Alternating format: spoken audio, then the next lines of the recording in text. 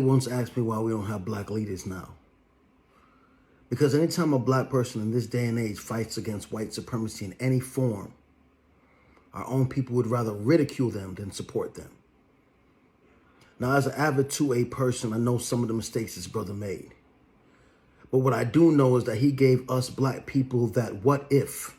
When so many said, we can't march like they can with guns, he said, yes, we can. When he said if black people did that, we'd be shot down in the street, he showed us we could. See, the problem is I watched so many black people in the 2A community and so many black people, period, ridicule this man. When he showed his face and stood in front of white supremacy like many of them would not. Where he didn't bootlick and went hard on them like many would not. And you wonder why we don't have black leaders. Because ones like Malcolm X, who are unapologetic children, can get the same support as Martin Luther King's children did. The ones that are unapologetic get attacked by white supremacy and left alienated and by themselves. Not only by the system, but by the same people they were fighting for.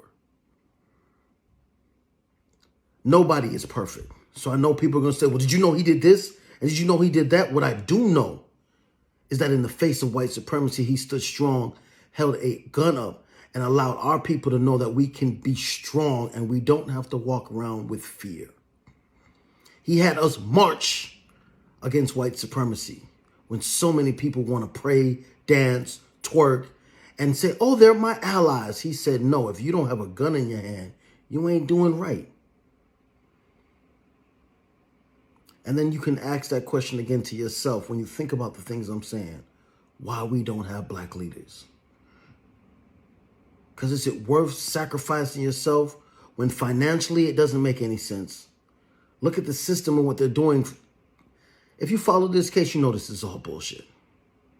But I'm preaching to the choir. I'm preaching to the choir, I should say.